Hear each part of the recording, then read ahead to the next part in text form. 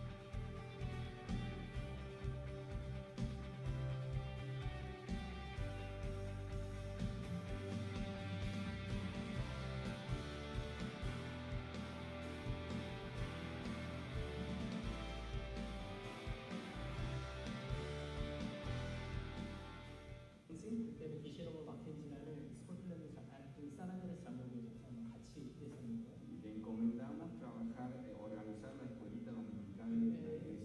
그때 여기에서 추유성 목사님이 아동부와 함께 협력하는 것도 많이 Y ahí hicieron un gran trabajo esos 2-3 años de preparación. 그때 2-3년 동안 굉장히 pandemic 때문에 어려운 시간이었는데 준비하는 시간이 있었어요.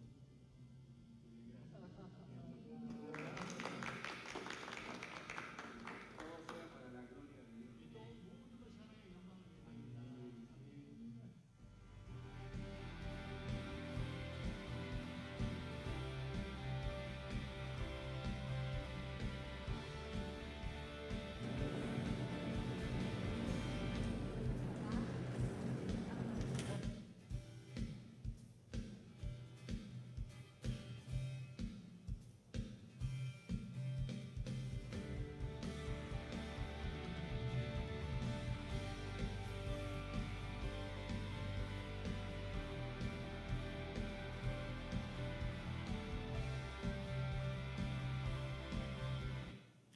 어, 11박 예.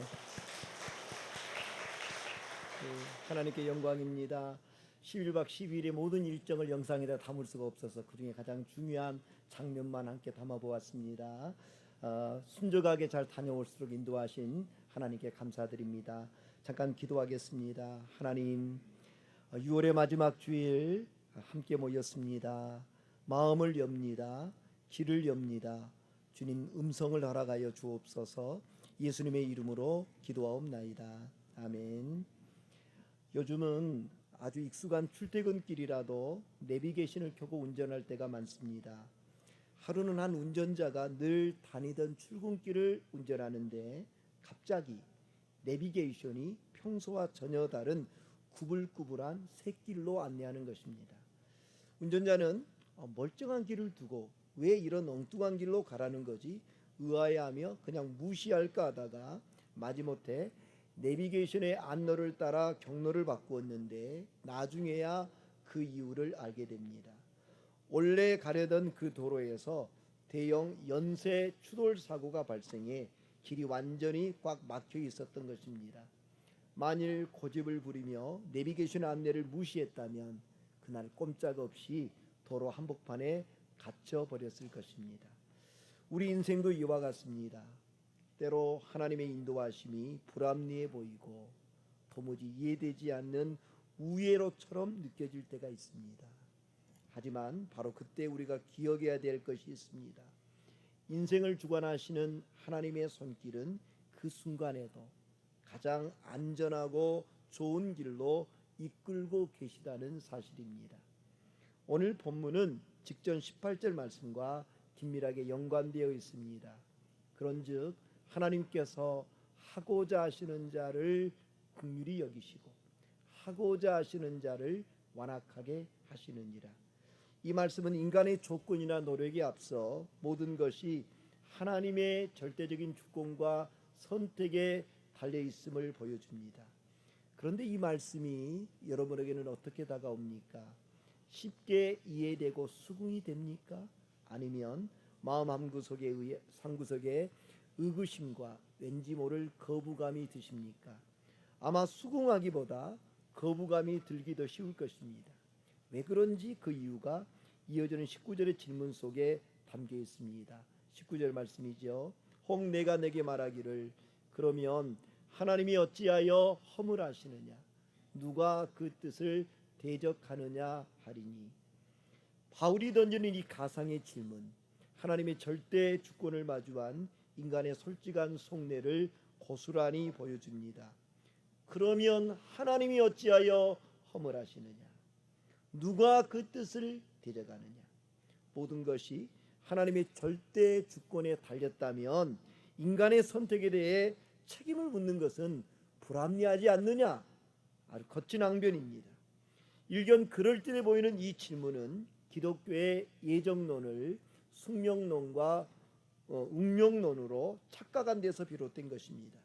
숙명론과 기독교의 예정론은 본질적으로 완전히 다릅니다. 숙명론은 이미 인쇄가 끝나버린 영화 대본과도 같습니다. 대본에 여기서 실패하고 죽는다라고 적혀 있다면 배우가 무대 위에서 아무리 애쓰고 발버둥 쳐도 그 결말을 결코 바꿀 수가 없습니다. 만약 하나님이 이끄시는 우리 인생이 그런 숙명에 불과하다면 우리는 얼마나 불행하고 무기력한 존재이겠습니까? 그러나 기독교가 말하는 예정론은 그런 차가운 영화 대본이 아닙니다. 오히려 우리의 삶을 실시간으로 인도하는 인공지능 내비게이션에 가깝습니다. 운전자인 우리가 안내된 경로를 따르지 않고 이탈했을 때 숙명론의 신이라면 너는 경로를 이탈했으니 이제 끝이야 냉정하게 예면했을 것입니다. 하지만 예정론의 하나님은 다릅니다. 우리가 경로를 이탈하는 바로 그 순간 당신의 풍성한 영광을 위하여 또다시 실시간 경로 재탐색을 시작하십니다. 그리하여 우리의 연약함과 실수에도 불구하고 마침내 구원이라는 최종 목적지에 이르도록 우리 인생을 끝까지 책임지고 인도하십니다. 그럼에도 여전히 고집부리고 하나님의 주권을 인정하기를 거부하는 사람들이 있습니다. 이들을 향해 바울이 외친 강력한 경고가 바로 20절 전반절입니다. 이 사람아 내가 누구이기에 감히 하나님께 반문하느냐. 사도 바울은 하나님의 절대 주권을 문제 삼는 사람들을 향해 가장 먼저 이 사람아 라고 외칩니다. 이 짧은 한마디 하나님 앞에 서 있는 인간의 존재론적 위치를 엄중하게 상기시킵니다. 이어서 바울은 내가 누구이기에 감히 하나님께 반문하느냐고 묻습니다. 여기서 반문하느냐에 해당하는 헬라어 안타포크리노마이는 시비하다 또는 계속해서 말대꾸를 하다는 의미로 법정에서 피의자가 판결에 불만을 품고 재판관을 향해 삿대질하며 시비하는 거친 행동을 뜻합니다. 지금 바울은 인간이 가질 수 있는 정당한 의문이나 호기심을 문제 삼고 있는 것이 아닙니다. 피조물인 인간이 자신의 위치를 망각한 채 창조주를 향해 대들은 오만한 태도를 준엄하게 꾸짖고 있는 것입니다. 바울은 그 오만함을 향해 감이라는 단어까지 사용하며 준엄하게 지적했는데 그 근거가 바로 20절 후반절입니다. 지음을 받은 물건이 지은 자에게 어찌 나를 이같이 만들었느냐 말하겠느냐. 창조주 하나님의 주권적 선택은 피조물인 인간의 이성적 심사나 평가의 대상이 될 수 없음을 선포하는 말씀입니다. 이는 우리의 이성적 판단을 무시하는 말이 아닙니다.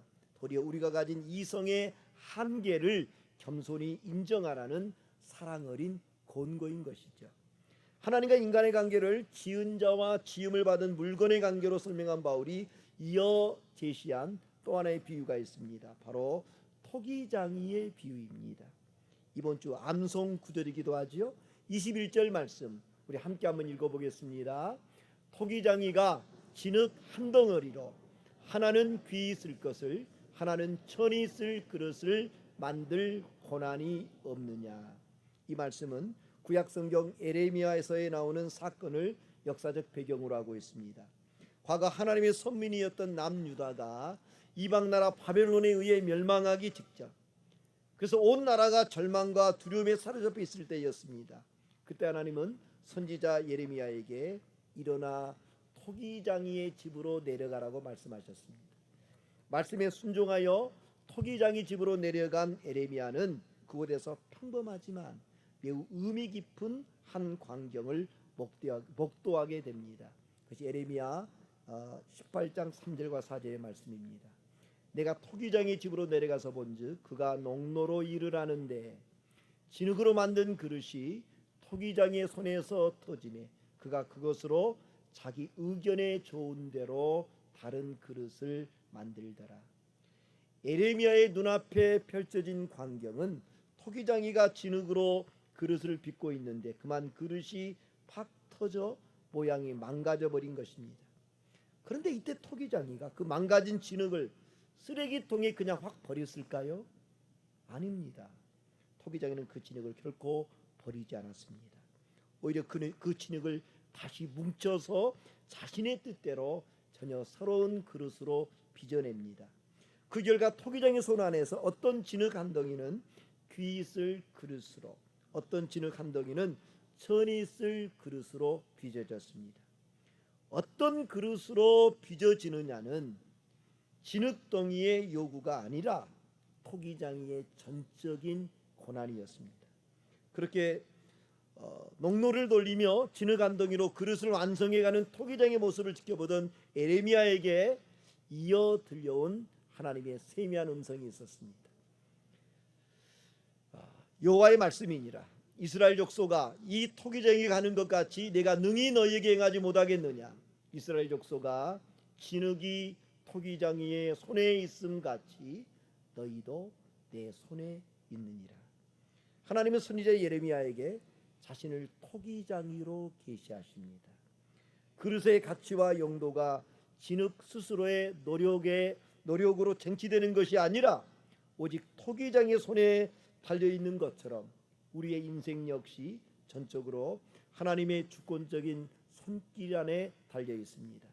그런데 토기장이가 진흙 한 덩이로 하나님 귀 있을 그릇을, 하나님 천이 있을 그릇을 만들 고난이 없느냐, 이렇게 말씀하신 21절에서 우리가 절대 지나쳐서는 안 될 대목이 있습니다. 바울이 그릇을 구별할 때 귀한 그릇과 천한 그릇이 아니라 귀 있을 그릇과 천이 있을 그릇이라고 표현하고 있다는 것입니다. 세상의 눈은 잘난 사람과 못난 사람을 나누고 무릇 그릇 자체를 귀함과 천함으로 구별합니다. 하지만 하나님 보시기에 존재 자체로 귀하고 천한 그릇의 구별은 없습니다. 하나님 앞에서는 그저 귀 쓸 그릇과 천이 쓸 그릇, 즉 용도와 쓰임의 차이가 있을 뿐입니다. 그릇의 용도가 다를 뿐 토기장의 손에 붙들려 있다는 본질에 있어서는 모두 똑같습니다. 그릇의 진정한 가치는 재질에 있지 않습니다. 아무리 화려한 금그릇이라도 그저 장식장 안에만 있다면 장식품에 불과하지만 투박한 질그릇이라도 매일 기묘하게 쓰인다면 그 그릇이야말로 진짜 가치 있는 그릇이 됩니다. 질그릇에 밥을 담으면 밥그릇이 되고 국을 담으면 국그릇이 되고 반찬을 담으면 찬그릇이 됩니다. 만약 그 투박한 질그릇 속에 값비싼 보석을 담으면 어떻게 될까요? 그 질그릇은 보석 그릇이 됩니다. 그리스도인됨을 나타내는 신약에 여러 가지 표현이 나오는데 그 중에 가장 제가 좋아하는 표현이 있습니다. 질그릇에 담긴 보화라는 표현입니다.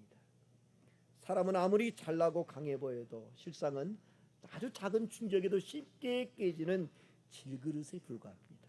그런데 하나님은 이토록 연약한 질그릇 같은 우리 인생 안에 가장 고귀한 보화 대신 예수 그리스도를 담아 주셨습니다. 이 진리를 삶으로 가장 잘 보여준 분이 있습니다. 바로 보지 못하고 듣지 못하고 말하지 못하는 삼중의 장애를 안고 평생을 살았던 환희 크로스비 여사입니다. 세상의 잣대로 보자면 그녀는 그저 투박하고 당장이라도 꺼져버릴 것만 같은 너무나도 위태로운 질그릇이었습니다. 하지만 질그릇 같은 환희 크로스비 여사의 심령 안에 예수 그리스도가 담겼을 때 그녀는 평생 8,000곡이 넘는 찬송가를 지어 전 세계 수많은 영혼을 위로하는 위대한 삶을 살았습니다. 내가 어떤 종류의 그릇이냐, 그보다 더 중요한 것은 내 안에 지금 무엇을 담고 있느냐는 것입니다. 여러분은 지금 안에 무엇을 담고 있습니까? 예수님 없는 화려한 금그릇, 은그릇으로 살기보다 비록 투박할지라도 예수님과 늘 함께하는 질그릇으로 사는 것, 그것이 바로 진짜 복된 삶인 줄로 믿습니다. 그 이유가 바로 이어지는 본문 22절, 23절의 말씀에 나옵니다. 만일 하나님이 그의 진노를 보이시고 그의 능력을 알게 하고자 하사 멸하기로 준비된 진노의 그릇을 오래 참으심으로 관용하시고 또한 영광 받기로 예비하신 바 긍휼의 그릇에 대하여 그 영광의 풍성함을 알게 하고자 하셨을지라도 무슨 말을 하리요. 사도 바울은 토기장의 하나님의 손에 붙들린 우리의 인생을 두 종류의 그릇으로 표현했습니다. 하나는 멸하기로 준비된 진노의 그릇이요, 또 다른 하나는 영광 받기로 예비하신 바 긍휼의 그릇입니다. 사실 성경이 고발하는 인간의 적나라한 실존, 모두가 죄로 오염되고 부패하여 그 자체로 하나님의 공의로운 심판을 받아 마땅한 존재지요. 당장 깨뜨려 내버려도 아무런 할 말이 없는 바로 본질상 진노의 그릇입니다. 그런데 토기장의 하나님은 그 진노의 그릇들을 어떻게 대하셨습니까? 당장 내던져 깨뜨리는 대신에 오히려 오래 참으심으로 관용하셨습니다. 여기 관용했다는 말, 헬라어 원어에는 징벌을 뒤로 미루고 눈물로 품어주셨다는 의미가 담겨 있습니다. 심판받아 마땅한 인생들을 당장 깨뜨리지 않으시고 도리어 당신의 보혈로 씻어 긍휼의 그릇으로 다시 빚어내 주신 것입니다. 우리가 남들보다 깨끗해서가 아닙니다. 그럴 만한 자격이나 조건이 있어서도 아닙니다. 그것은 오직 토기장이 하나님의 오래 참으시는 사랑 때문입니다. 그렇다면 하나님은 왜 그토록 자격 없는 우리를 깨뜨리지 아니하시고 긍휼의 그릇으로 삼아 주셨을까요? 본문은 그 이유를 명확히 밝힙니다. 바로 그 영광의 풍성함을 알게 하고자 하심이라고 했습니다. 쓸모없이 버려질 질그릇 같은 우리 인생을 오래 참으심으로 관용하신 이유, 하나님의 영광이 얼마나 풍성한지를 세상에 나타내기 위함입니다. 그렇게 하나님의 오래 참으심 속에서 마침내 빚어진 영광스러운 긍휼의 그릇, 도대체 누구입니까? 이어지는 24절 속에 그 답이 나옵니다. 이 그릇은 우리니, 곧 유대인 중에서뿐 아니라 이방인 중에서도 부르신 자니라. 바울은 거침없이 선포합니다. 이 그릇은 우리니. 하나님의 오래 참으심 속에서 깨어지지 않고 마침내 예수 그리스도라는 최고의 보화를 담게 된 영광스러운 긍휼의 그릇, 그 그릇이 바로 오늘 이 자리에 앉아 예배하는 저와 여러분입니다. 할렐루야입니다. 당시 유대인들은 자신들만이 하나님의 유일한 선택된 그릇이며 이방인들은 그저 심판의 불쏘시개로 쓰일 진노의 그릇에 불과하다고 여겼습니다. 그러나 토기장의 하나님의 주권적 부르심은 유대인이라는 민족적 혈통적 울타리를 훌쩍 넘어 구원의 소망조차 없던 이방인들에까지 거침없이 뻗어나갔습니다. 자격 없는 이방인들을 향해 너도 내 손으로 직접 빚은 나의 긍휼의 그릇이라고 불러주신 것입니다. 이로써 유대인과 이방인의 구별을 뛰어넘어 오직 하나님의 부르심만으로 형성되는 참된 백성, 곧 영광스러운 우주적인 교회가 탄생하게 된 것입니다. 혹 우리 주변에 내 눈에는 도무지 구원받지 못할 것 같은 완악한 진노의 그릇처럼 여겨지는 사람이 있습니까? 지금은 비록 투박하고 깨진 질그릇같이 보일지라도 하나님의 오래 참으심 끝에 마침내 주님이 부르실 또 하나의 긍휼의 그릇이 될지, 그 사람이 그런 그릇이 될지 누가 알 수 있겠습니까? 그래서 우리는 때를 어떠니 보다든지 모든 사람에게 차별 없이 복음을 전해야 되는 것입니다. 구원의 소망이 없던 이방인들까지도 긍휼의 그릇으로 삼으시는 하나님의 이 위대하고 거대한 구원계, 사도 바울이 어느 날 만들어낸 기발한 아이디어나 사상이 아닙니다. 이는 오래전 구약의 선지자들을 통해 말씀하신 하나님의 신실하신 약속의 성취입니다. 바울은 그 첫 번째 증거로 북이스라엘의 가장 어두운 영적 암흑기에 활동했던 호세아 선지자의 글을 인용합니다. 25절 말씀 보겠습니다. 호세아의 글에도 이르기를 내가 내 백성 아닌 자를 내 백성이라, 사랑하지 아니한 자를 사랑한 자라 부르리라. 이 호세아서의 말씀은 원래 하나님을 배반하고 우상 숭배에 빠져 영적 간음을 행하던 북이스라엘을 향한 심판의 메시지였습니다. 당시 하나님은 완악한 이스라엘을 향해서 호세아 선지자의 자녀들의 이름을 통해 심판을 선언하셨습니다. 너희는 더 이상 내 백성이 아니다. 히브리어로 로암미라고 하고요. 그 다음에 보시죠. 나는 너희를 더 이상 불쌍히 여기지 않겠다. 히브리어로 노루아마입니다. 내 백성이 아니다. 더 이상 불쌍히 여기지 않겠다. 절망적인 선언입니다. 그런데 사도 바울은 이 절망적인 선지자 호세아의 예언을 놀랍게도 구원의 여정 밖에 있던 이방인들에게 역으로 적용합니다.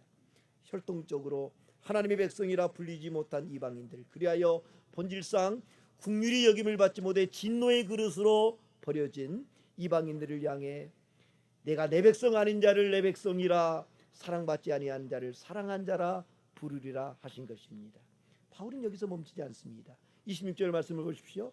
너희는 내 백성이 아니란 그곳에서 그들이 살아계신 하나님의 아들이라 일컬음을 받으리람과 같으니라.